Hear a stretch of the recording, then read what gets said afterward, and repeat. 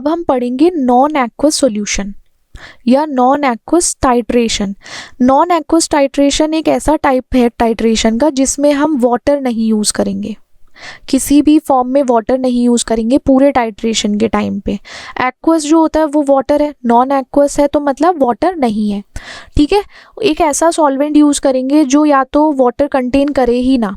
और हम इसे क्यों यूज़ करते हैं, ये टाइट्रेंट क्या होता है, या तो इनसॉल्युबल होगा, वो वाटर में सॉल्युबल नहीं होगा, या रिएक्शन पानी में बहुत देर से होगी, वाटर में बहुत स्लोली होगी, या वाटर सेंसिटिव कंपाउंड है। जो हम टाइट्रेशन में कंपाउंड ले रहे हैं ना वो वाटर सेंसिटिव है। ये रीज़न है हमारे नॉन एक्वस टाइट्रेशन में वाटर को नहीं यूज़ करने का, ठीक है। कुछ मेन रीज़न जो है नॉन एक्वस टाइट्रेशन को यूज़ करने के लिए, पहला है सॉल्युबिलिटी। हमारा कोई भी सब्सटेंस है जैसे ऑर्गेनिक कंपाउंड हो गया, उसमें कुछ मेटल्स ऐसे हैं वो ना लिमिटेड सॉल्युबल होते हैं, मतलब एक पर्टिकुलर अमाउंट तक ही सॉल्युबल होते हैं या फिर वो सॉल्युबल ही नहीं होते। तो इसलिए क्या करते हैं, उन्हें हमें किस में सॉल्युबल कराना पड़ता है, नॉन एक्वस सॉल्वेंट में। और फिर जब नॉन एक्वस टाइट्रेशन होती है, ये मेथड तब प्रेफर्ड किया जाता है जब एनालाइट हमारा सॉल्युबल ना हो। वाटर सेंसिटिव होगा, हमारा जो कंपाउंड है इतना सेंसिटिव है, देखो भैया इतना सेंसिटिव है, उसे पानी से ही डर लगने लगा कि उसको लगता है कि मैं हाइड्रोलाइज हो जाऊंगा या पानी से रिएक्ट कर जाऊंगा। तो इसलिए क्या होता है, वो हमारा कंपाउंड वाटर सेंसिटिव है, टाइट्रेशन के लिए सूटेबल नहीं है।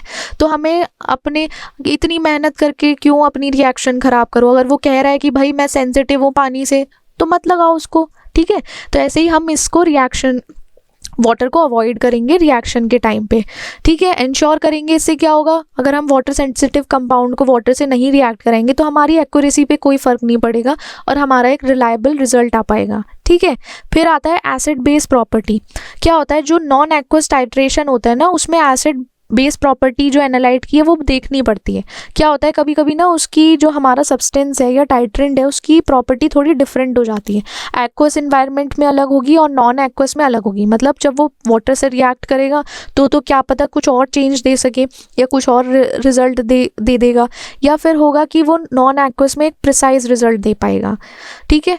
इसका डिफरेंस ये है कि एडवांटेजियस होता है हमारा जब हम वीक एसिड और वीक बेस करते हैं ना, तो क्या करता है, ये इंक्रीज कर देता है एसिडिटी और बेसिसिटी को। तो हमारा जो टाइट्रेशन है वो थोड़ा फीजिबल हो जाता है, हम सही से टाइट्रेशन कर पाते हैं। तो इसलिए एसिड बेस प्रॉपर्टी भी थोड़ी इंपॉर्टेंट होती है।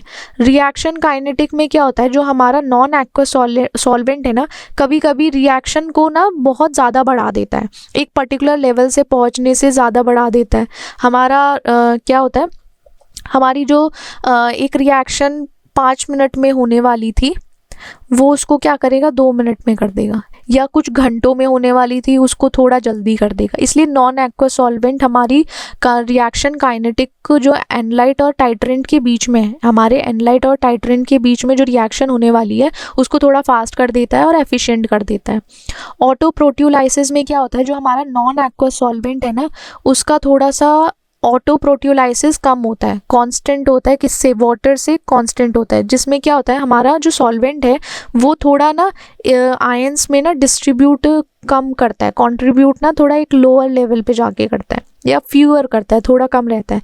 इससे क्या होता है, हमारा थोड़ा एक रिजल्ट जो आता है ना हमारा, या तो हम एनालाइट के कॉन्सेंट्रेशन को पता करने के लिए एक एक्यूरेट रिजल्ट जनरेट कर सकते हैं, ये एक प्रिसाइज डिटर्मिनेशन ले सकते हैं कि हमारे एनालाइट की कॉन्सेंट्रेशन कुछ इस तरीके से है। वो हमारा ऑटो प्रोटियोलाइसिस में होता है।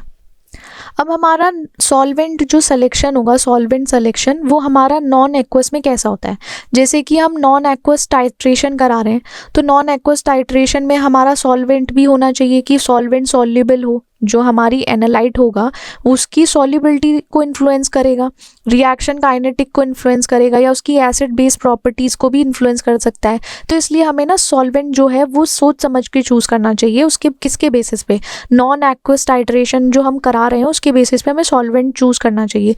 जो चॉइस है हमारे सॉल्वेंट की वो कुछ स्पेसिफिक रिक्वायरमेंट पे, कुछ ऐसी रिक्वायरमेंट्स हैं टाइट्रेशन की उसके बेसिस पे चूज़ किया जाता है।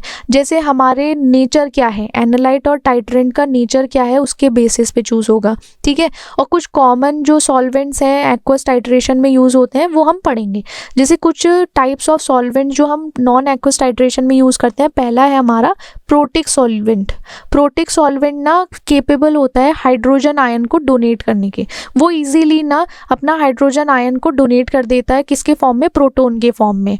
तो वो क्या करता है, हाइड्रोजन बॉन्ड फॉर्म करता है दूसरे मॉलिक्यूल से, ठीक है। हमारा जैसे ये H+ आयन है वो इजीली अपने आप को डोनेट कर देगा किसी को भी। वहीं पे क्या होगा, H जो है हमारा इजीली किसी से भी बाइंड हो जाएगा, हाइड्रोजन आयन इजीली दूसरे मॉलिक्यूल से बाइंड हो जाता है। तो वहीं पे जो कॉमन प्रोटिक सॉल्वेंट्स हैं हमारे, देखो एक तो एसिटिक एसिड हो गया, मेथनॉल हो गया, एथनॉल हो गया, ग्लीसरॉल हो गया, ये हमारे कॉमन एग्जाम्पल हैं प्रोटिक सॉल्वेंट के।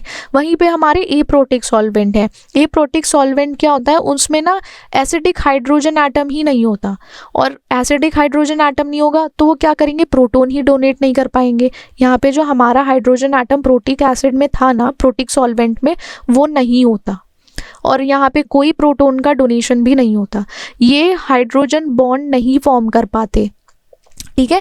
एप्रोटिक सॉल्वेंट्स कोई हाइड्रोजन फॉर्म नहीं मतलब फॉर्म करेंगे। यहाँ आप ऐसे नहीं देखोगे H2O फॉर्मेशन या फिर अमोनियम एसीटेट, ये भी नहीं देखोगे।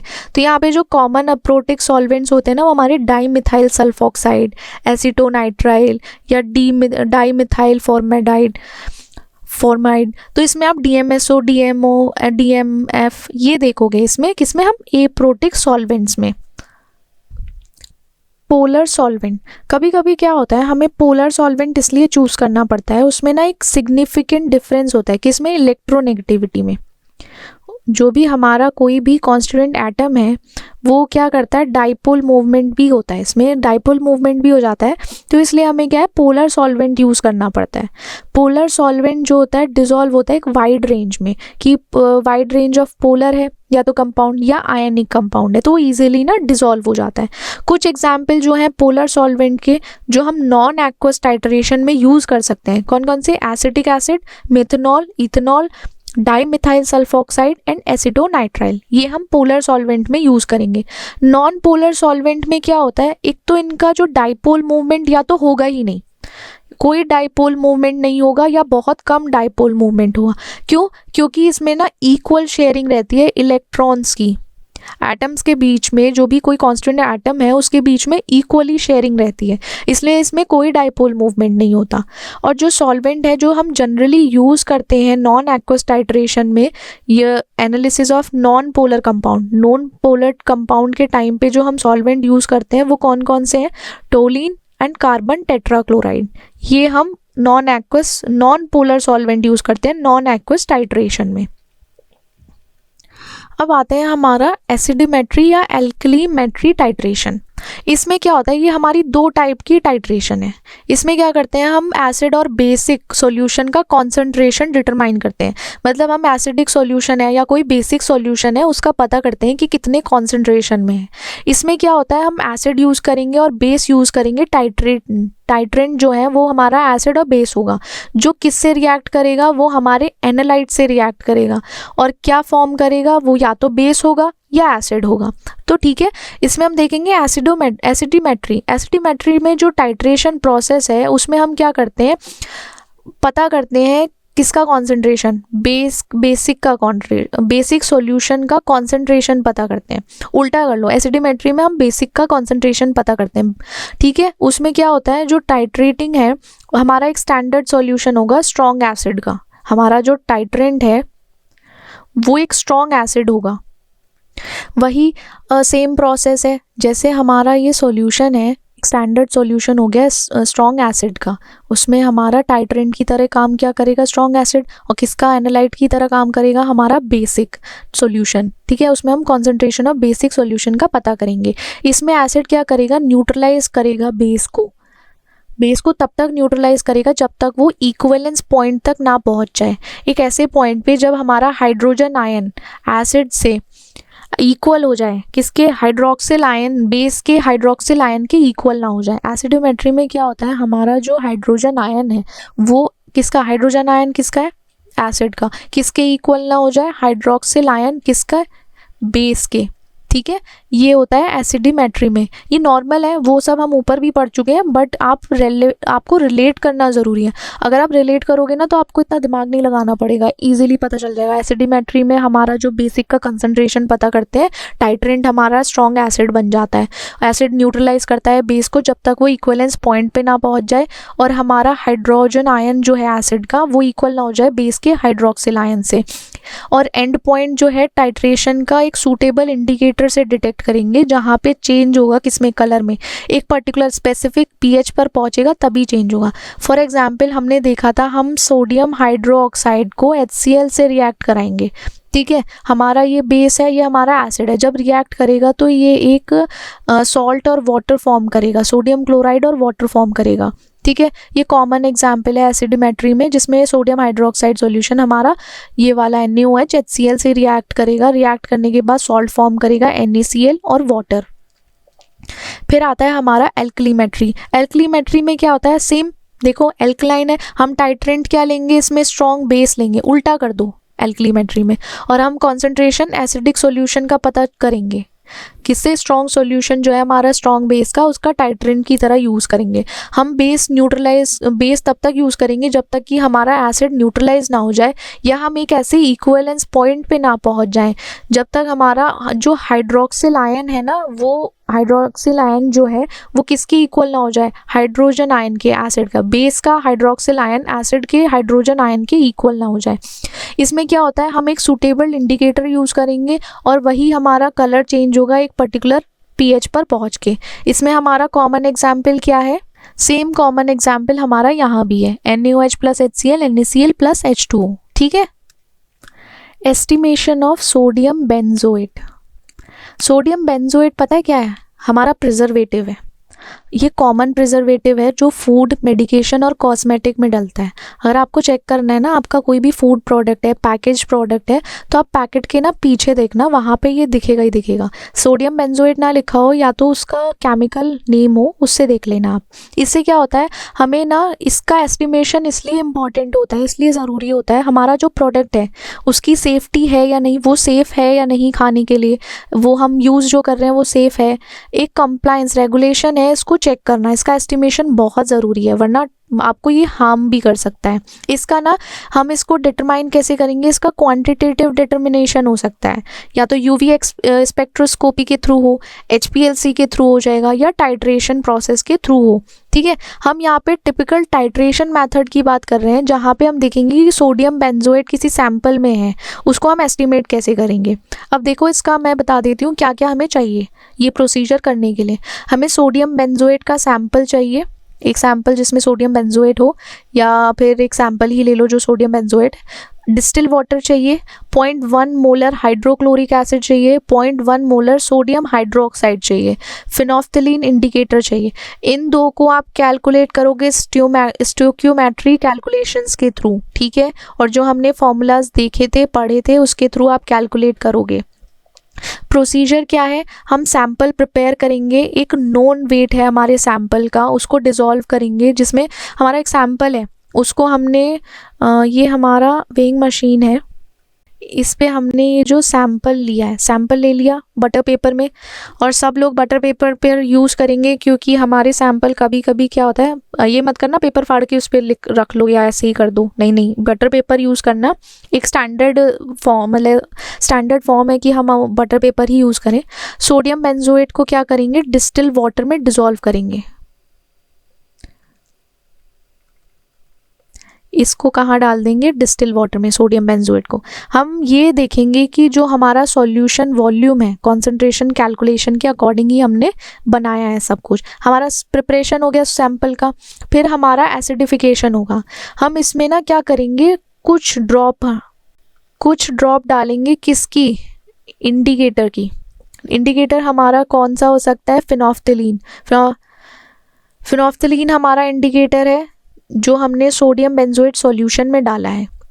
फिर उसके बाद हम किससे, ब्यूरेट से, यहाँ से क्या करेंगे, ब्यूरेट से इसमें टाइट्रेट करेंगे 0.1 मोलर ऑफ HCl, जब तक इसके अंदर जो पिंक सॉल्यूशन है वो ख़त्म ना हो जाए। HCl करेंगे वहाँ पे जो हम जब तक हमारा पिंक कलर डिसअपियर नहीं हो जाता तब तक हम उसे HCl से टाइट्रेट करेंगे। फिर मेक श्योर करेंगे हम कि जो बेंजोएट है वो कन्वर्ट हो जाएगा एसिडिक फॉर्म में। एसिडिक फॉर्म में कन्वर्ट होके क्या बनेगा, बेंजोइक एसिड बनेगा। फिर बैक टाइट्रेशन करेंगे। एसिडिफिकेशन के बाद क्या करेंगे हम, यहाँ पे हमारा एसिडिफिकेशन हो गया, उसमें हम ना 0.1 मोलर ऑफ सोडियम हाइड्रोक्साइड का जो मिक्सचर हमने बनाया है, नोन मिक्सचर जो बनाया है, उसको डालेंगे। और जब तक कि हमारा सॉल्यूशन फिर से पिंक नहीं हो जाता तब तक हम यही करेंगे। ये टाइट्रेट क्या करेगा, सॉल्यूशन हमारा जो टाइट्रेट है HCl का, सॉल्यूशन HCl है, वो क्या करेगा, पिंक कलर को डिसअपियर कर देगा। फिर हम उसका वॉल्यूम रिकॉर्ड करेंगे, किसका, HCl जो हमने यूज़ किया है, कि कितने ml हमने HCl यूज़ किया है। कि जैसे 2 ml HCl हमने यूज़ किया, उससे कलर चेंज हो गया, वहीं पर हम रोक के लिख देंगे, रिकॉर्ड कर लेंगे 2 ml HCl is used for what, as to pink color to just disappear. We have used this much volume of HCl to disappear the pink color. Okay? ये हमारा बैक टाइट्रेशन हो गया। यहीं पे आती है हमारी कैलकुलेशन। कैलकुलेशन कैसे करेंगे, हमारा जो NaOH का अमाउंट था वो सोडियम बेंजोएट से रिएक्ट किया, वो कैसे कैलकुलेट करेंगे। हमारा जैसे मान लो NaOH जो था वो 30 था, उसको हम माइनस कर देंगे किसके अमाउंट से, HCl के अमाउंट से, जो हमने बैक टाइट्रेशन में HCl यूज़ किया है ना, जैसे 5 ml हो गया, उसको माइनस कर देंगे। तो हम टाइम पीरियड भी इससे निकाल सकते हैं कि इतने अमाउंट यूज़ किया, इतना हुआ। और क्या है, हमारा जो मोल्स है ना NaOH का, जो रिएक्टेड मोल NaOH है, रिएक्टेड मोल है, और हमारा जो सोडियम बेंजोएट है उसका रिएक्शन रेशियो देखेंगे, जैसे 1:1 रेशियो है। फिर हम क्या कैलकुलेट करेंगे, जो सोडियम बेंजोएट है ना उसका कितना कॉन्सेंट्रेशन है सैम्पल बेस्ड पे, कि कैसे बैठा है। ये ना हम इजीली कैलकुलेट कर लेते हैं जब हम इसके, जैसे सोडियम बेंजोएट हमारा मान लो कुछ भी फिगर है, उसके बेसिस पे कैलकुलेशन ईजी हो जाता है। आगे जब हमारी कैलकुलेशंस होगी या कोई न्यूमेरिकल्स आते हैं तो उसमें देखेंगे। आप अभी ये प्रोसीजर याद कर लो, कैलकुलेशंस कैसे करते हैं, और पहले हम सैंपल कैसे प्रिपेयर कर देंगे, एसिडिफिकेशन कैसे होगा, बैक टू टाइट्रेशन कैसे होगा, ये सब हम कर लेंगे। Estimation of ephedrine HCl, ephedrine hydrochloride, ये ना एक हमारी ऐसी मेडिकेशन है या स्टिमुलेंट बोल दो जो हम फार्मास्यूटिकल प्रिपरेशन में यूज़ करते हैं, जैसे कि ब्रोंकोडाइलेटिंग में, डीकंजेस्टिंग में, या CNS जो है हमारा सेंट्रल नर्वस सिस्टम में जो स्टिमुलेटिंग इफेक्ट्स हैं, वहाँ पे ये हम एफेड्रिन हाइड्रोक्लोराइड यूज़ करते हैं। अब हम फार्मास्यूटिकल कॉन्टेक्स्ट में देखें कि क्यों हम इसको एस्टिमेशन क्यों करना ज़रूरी है। ये करना इसलिए ज़रूरी है कि हमारा क्वालिटी कंट्रोल चेक हो जाएगा, कि ये क्वालिटी हम इंश्योर कर पाएंगे कि इसकी क्वालिटी अच्छी है, थेरेप्यूटिक इफ़ेक्ट सही दे रहा है, और इसकी सेफ्टी मेंटेन करने के लिए। और एक जो हमारा मेन मेथड है ना एफेड्रिन हाइड्रोक्लोराइड को एस्टिमेट करने का, वो है हमारा एसिड बेस्ड टाइट्रेशन। ठीक है, और वही हमारी जो जनरल अप्रोच है, जनरली हम जो देखते हैं करते हैं टाइट्रेशन मेथड में, क्या है हमारे मटेरियल्स, हमें क्या क्या चाहिए। एक तो एफेड्रिन हाइड्रोक्लोराइड का हमें सैंपल चाहिए, डिस्टिल वाटर चाहिए, हाइड्रोक्लोरिक एसिड चाहिए, सोडियम हाइड्रोक्साइड, और एक सूटेबल इंडिकेटर जिसमें आप मिथाइल ऑरेंज और ब्रोमोक्रिसोल ग्रीन भी ले सकते हो। ये कोई सा भी इंडिकेटर आप यूज़ कर सकते हो, आपको जो भी लैब में सुटेबली ईजिली अवेलेबल हो, ठीक है, उसको इंडिकेटर को यूज़ कर लेना। सेम वही रहेगा जो हमने ऊपर वाले उसमें देखा था एस्टिमेशन में, सेम इसमें भी वही रहेगा। प्रोसीजर वही है, सैंपल प्रिपरेशन होगा, हम डिसॉल्व करेंगे एफेड्रिन हाइड्रोक्लोराइड को वो उसमें डिस्टिल वाटर में। जब हम डिस्टिल वाटर में इसको डिसॉल्व कर लेंगे, उसके बाद जो अमाउंट है हमारा हाइड्रोक्लोराइड का, या जो वॉल्यूम है जो हमारे सॉल्यूशन का, वो एक प्रॉपर डिजायर्ड कॉन्सेंट्रेशन में होना चाहिए, एक टाइट्रेशन की पर्टिकुलर रेंज में होना चाहिए। फिर क्या करेंगे, एक इंडिकेटर हम एफेड्रिन हाइड्रोक्लोराइड में डालेंगे। ये हमारी चॉइस ऑफ इंडिकेटर जो है उसके बेसिस पे होनी चाहिए, pH रेंज की। जो हमारा एसिड बेस रिएक्शंस है जो होने वाला है, उसके बेसिस पे हम अपना इंडिकेटर चूज़ करेंगे।